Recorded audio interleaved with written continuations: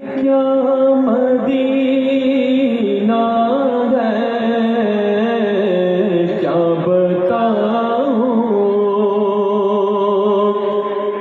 کیا بتاؤں کہ کیا مدینہ ہے ارے بس میرا مردہ مدینہ ہے بس میرا مردہ مدینہ ہے کیا بتاؤں کہ اٹھ کے جاؤں کہاں مدینے سے اٹھ کے جاؤں کہاں مدینے سے ارے کیا کوئی دوسرا مدینہ ہے کیا کوئی دوسرا مدینہ ہے پڑھیے بس میرا مردہ مدینہ ہے کہ ان کی آنکھوں کا نور تو دیکھو قسم خدا کی مدینہ جنہوں نے دیکھا ہے ارے میں ڈھونڈ لوں گا وہ آنکھیں ہزار آنکھوں نے ان کی آنکھوں کا نور تو دیکھو ارے جن کا دیکھا ہوا مدینہ ہے جن کا دیکھا ہوا مدینہ ہے پڑھیے بس میرا یہ محفل آپ کی پرانی ہے اور اس نوع کی جو محفلیں وجود میں آتی ہیں ان کا مقصد ہے اسلام کی تبلیغ دنیا بہت بیدار ہو گئی یہاں سے لے کر کے وہاں تک آپ اشارے سے سمجھ جائیے تو ہماری اور آپ کی بھی یہ مشترکہ ذمہ داری ہے کہ ہم وقفے میں اپنی ملت کو ہمارا جو سبق ماضی کا تھا جس کو ہمارا نوجوان طبقہ فراموش کرتا جا رہا ہے اس کو دوبارہ یاد کرواتے رہے اور ہم مل کے بیٹھیں گے تو اپنے درد پہ کہیں نہ کہیں تبصرہ بھی ہوگا کہ عالم اسلام کی کنڈیشن کیا ہے مسلمان کن راہوں سے گزر رہا ہے مسلمانوں کی جانب کس نوع کی ہوائیں تلخی کے ساتھ آتی جا رہی ہے اور ہم مختلف مقامات پہ ٹھوکروں کا شکار ہو کر کے زخمی ہوتے جا رہے ہیں اللہ کے نبی نے فرمایا ید الجماعت اللہ کی رحمت جماعت کے ساتھ آپ 5 وقت مسجد میں جمع ہوتے ہیں ایک ہفتے میں جمعے میں جمع ہوتے ہیں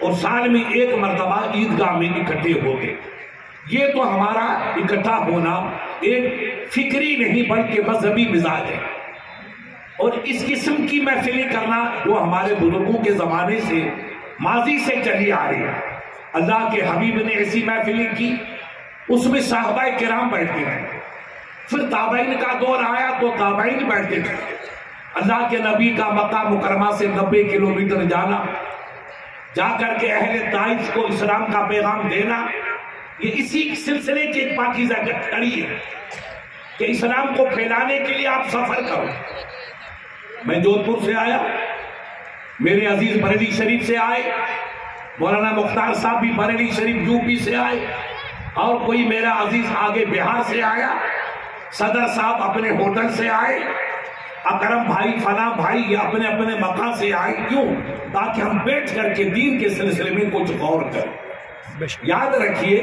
بیماریوں کی کئی اقسام ہوتی آج کل سائنس انتہائی عروج کی منزل پہ فائز ہے طرح طرح کی بیماریوں کی کھوج بھی لوگ لگے ہوئے ہیں تو آپ ہم کو بھی اپنی بیماریوں کی تلاش کرنی چاہیے اس کی ہمیں تفتیش اور تحقیق کرنی چاہیے جسمانی بیماری کا خلاصہ اور اس کی تشخیص تو ڈاکٹر یا حکیم کرے گا یا مفتی صاحب ان کو فلاں تکلیف ہے، اس کا آپریشن ہوگا یا اس کا علاج ہوگا. یہ اس بیماری جسم کی ہے، مگر میرے عزیزو یاد رکھو جسم کی بیماری بھی ہوتی ہے، روح کی بھی بیماری ہوتی ہے. جسم کی بیماری کا علاج موجود ہے ڈاکٹر یا حکیم کریں گے، روح کی بیماری کا علاج کون کرے؟ روح کا علاج کرنے والا سب سے بڑے سرجن اجمیر میں آرام فرمانے والے ہندو الولی، انہوں نے علاج کیا بھی اور علاج کا طریقہ بتا کے چلے گئے کہ میں رہنے والا ہوں ایران کے بارڈر کا اور کفن پہن کے اجمیر کی پہاڑیوں میں کیوں آیا ہوں؟ تاکہ میرا نانا جان کا دین سربلندی کا حامل. نہ مجھے تخت چاہیے، نہ مجھے تاج چاہیے، نہ مجھے ثروت چاہیے، نہ مجھے رفت چاہیے، مجھے میرے نبی کے دین کی سربلندی کا چاہیے. اگر غریب نواز جیسا حکیم حاذق ہزاروں میل سفر اور سفر کی تکلیفیں اٹھا کر، پہاڑ کی چٹانوں سے ٹکرا کر، دریا کی موجوں سے کشتی لڑتے ہوئے، طوفانوں کی زد میں طوفانوں کا رخ موڑتے ہوئے اجمیر کی پہاڑیوں میں آئے اکیلے، اور سامنے ایک انتہائی جابر اور قاہر حاکم کھڑا تھا جس کے پاس بے پناہ فوج تھی، جس نے محمد علی جیسے بہادر کو بھگا دیا تھا. دنیا نے دیکھا کہ محمد علی جہاں تیری تلوار کند ہو جاتی ہے وہاں اللہ والوں کی تسبیح کام کر گزرا. لوہے کی تلوار تو کند ہو جاتی ہے، کند ہو جاتی ہے، مگر اللہ والوں کی نظر کبھی کند نہیں ہوتی ہے. لہذا غریب نواز علیہ الرحمٰن نے نہ تلوار اٹھائی، نہ کفن اٹھائی، نہ نیزہ اٹھایا، نہ سنان اٹھایا، انہوں نے نام مصطفیٰ کا پرچم اٹھایا تھا. تو بقول اقبال کے دی ازانی کبھی یورپ کے کلیساؤں میں، کبھی افریقہ کے تپتے ہوئے صحراؤں میں، شان آنکھوں میں نہ چلتی تھی جہانداروں کی، کلمہ پڑھتے تھے ہم ساؤں میں تلواروں کی. یا غریب نواز آ گیا عین لڑائی میں اگر وقت نماز، آ گیا عین لڑائی میں اگر وقت نماز، قبلہ روح ہو کے بھوسو ہی قوم حجاز، ایک ہی سب میں کھڑے ہو گئے محمود و عیاض، نہ کوئی بندہ رہا نہ کوئی بندہ نواز. بندوں صاحبوں محتاج و غنی ایک ہوئے، یا رب تیری دربار میں پہنچے تو سبھی ایک ہوئے. جب غریب نواز کا مشن ہمیں یاد تھا، مسجدوں کا سجدہ ہمیں یاد تھا، اتفاق کا سبق ہمیں یاد تھا، تسبیح و تحلیل کا جذبہ ہمیں یاد تھا، اشک باری کا جوہر ہمیں یاد تھا، تو کبھی محمود بن کے چمکے، کبھی اورنگزیب بن کے چمکے، کبھی عادل شاہ بن کے چمکے، کبھی غوری بن کے چمکے. اور جب اس سبق کو ہم نے بھلا دیا، آپسی اختلاف کا شکار بنا اور رونق کے پیکر بن کر کے کبھی باپ کی توہین، کبھی ماں کی توہین، کبھی بھائی کی سے لڑائی، کبھی پڑوسی سے لڑائی. اسلام نے تو پیغام دیا انما المؤمنون اخوہ. دنیا کا مسلمان چاہے کالا ہو چاہے گورا، امیر ہو یا غریب، اعلیٰ ہو یا ادنا، وہ سب بھائی بھائی. انا خلقناکم من نفس واحدہ. رب نے اعلان کر دیا بندہ کاہے کو ڈرتا ہے، میں نے تو تجھے ایک ہی بندے سے پیدا کیا. آدم تمہارے والد، سیدہ حوا تمہاری والدہ.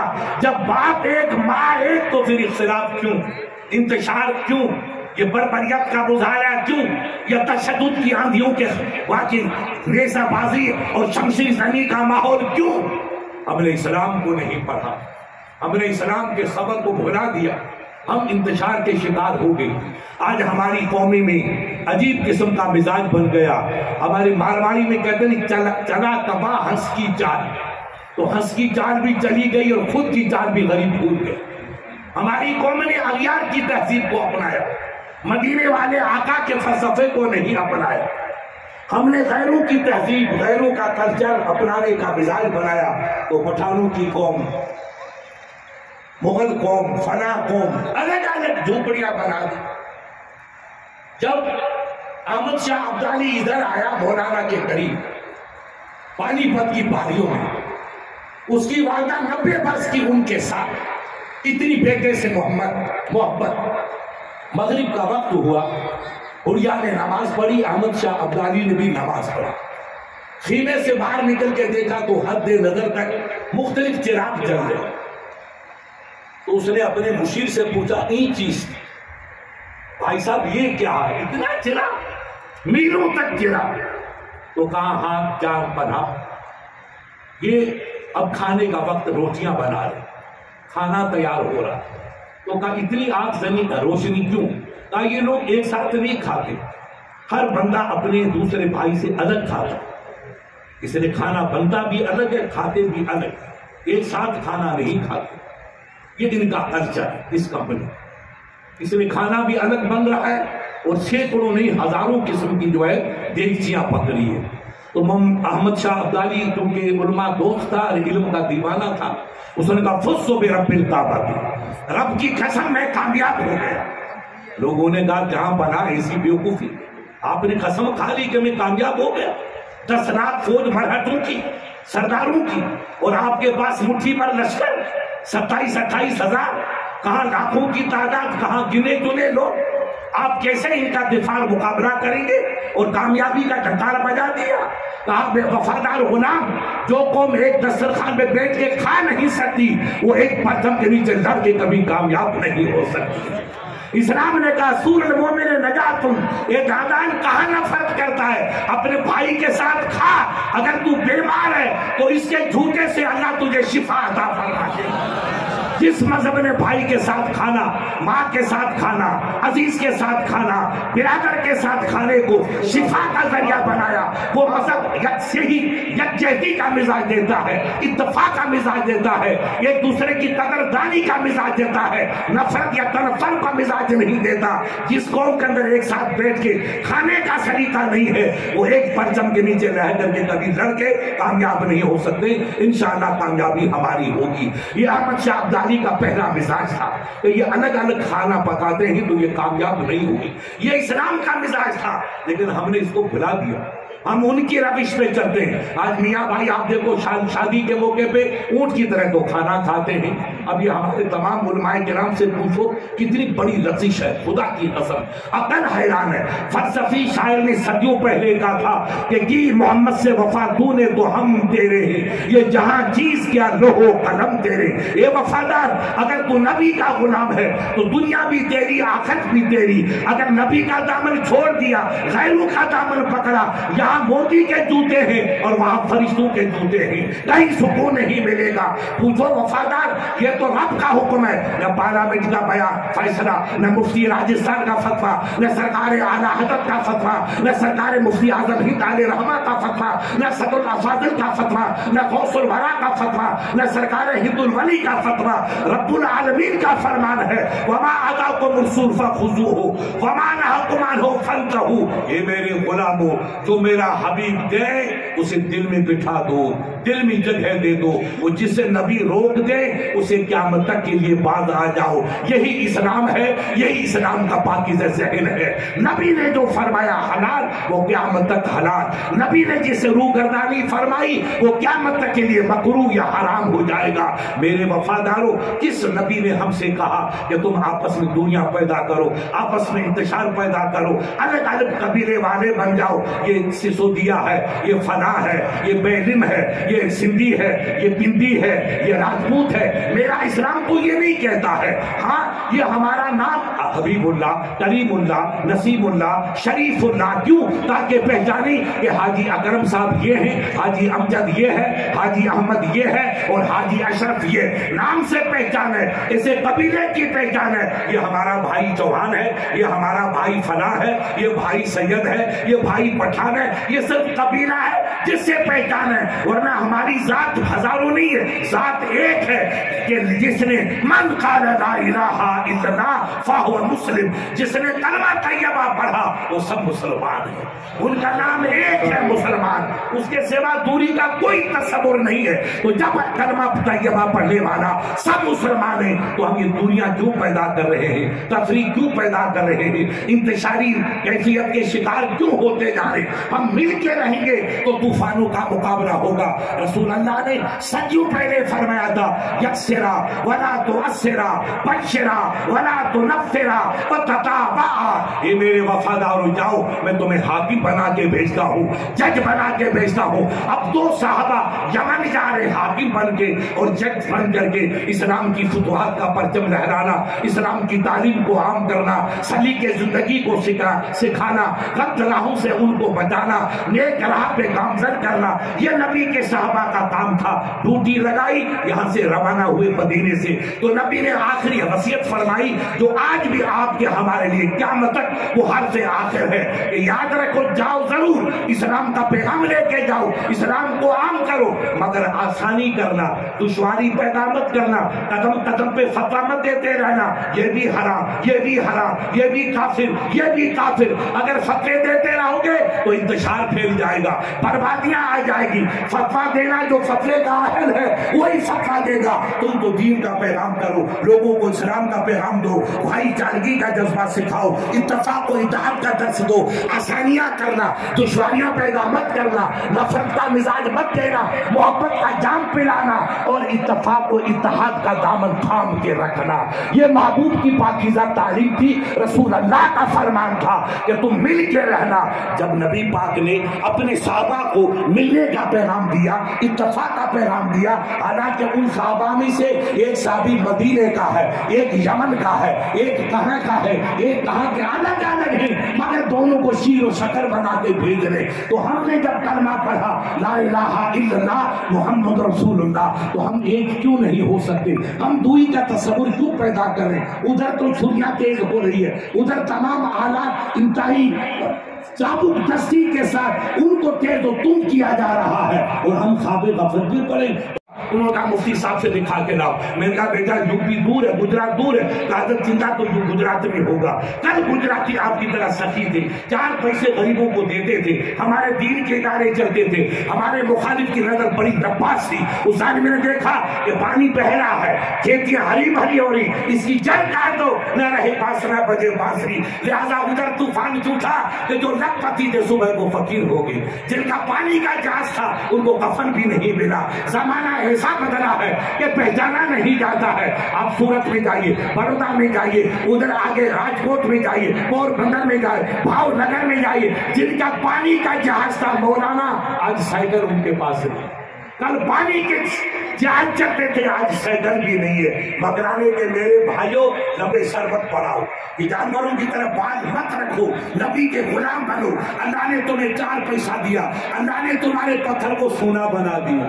اس سے بڑی نعمت کیا ہوئی یار؟ یہ پیسہ بچا کے رکھو. پوچھو ہمارے علماء سے, آپ کے بزرگوں نے کہا داشتہ عائد بکار گرچہ باشد سرے مار, رکھی ہوئی چیز کام آئے گی چاہے زہریلے سانپ کا سر ہو. سانپ زہریلا ہے, اسے جان جاتی ہے, مگر حکیم حاذق نے لکھا ہے کہ ایک دوا ایسی ہے کہ سانپ کے سر سے بنتی ہے اور کسی سے نہیں بنتی ہے. تو اللہ والوں نے کہا بیٹا رکھو, بچاؤ, فضول خرچی مت کرو. بچی کی شادی کرو, اللہ برکت دے, بچے کی شادی کرو تو رب سلامت رکھے, مگر فضول خرچی مت کرو. پیسے بچاؤ تاکہ بچی کا مستقبل اچھا ہو, بچے کا مستقبل تابناک ہو. اب بچے کی اولاد ہوگی وہ بھی خوش ہوگی. حضرت مفتی صاحب دادا تو چلے گئے, اتنا دے کے گئے کہ عمر بھر ختم ہونے والا نہیں, تو وہ نسل آپ کو دعائیں دے, حضور یہ میرے دادے کا صدقہ ہے, یہ میری دادی کا صدقہ ہے.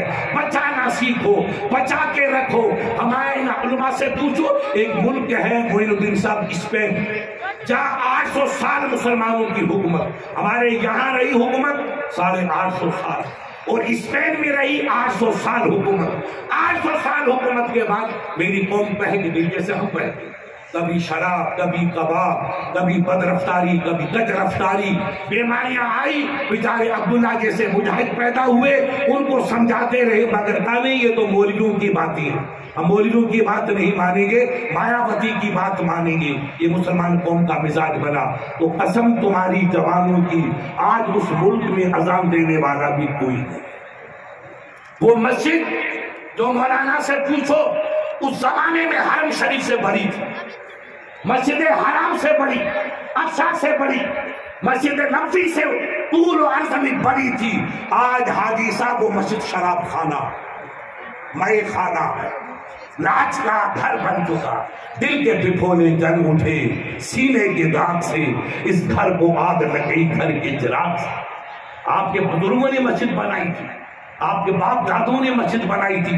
پوچھو ہمارے مولانا سے, عبد الرحمن اول سے لے کر عبد الرحمن ثالث تک 300 برس تک مسجد کی تعمیر. ہم تو بنا دیں 2 سال, 3 سال, 4 سال. مفتی صاحب مسجد میری بن رہی, بیٹا کتنا 3 سال ہو گئے، 4 سال، اور وہ تمہارا بھائی تھا جس نے 300 برس تک جو آیا وہ تعمیر میں اضافہ کرتا چلا گیا، خوبصورتی میں اضافہ کرتا چلا گیا، اتنی حسین مسجد کہ دنیا میں اس کی کوئی نظیر نہیں۔ آج وہ مے خانہ بنی، ناچ گانا، بچوں کے رقص، ناچنے کا اڈا بن گئی۔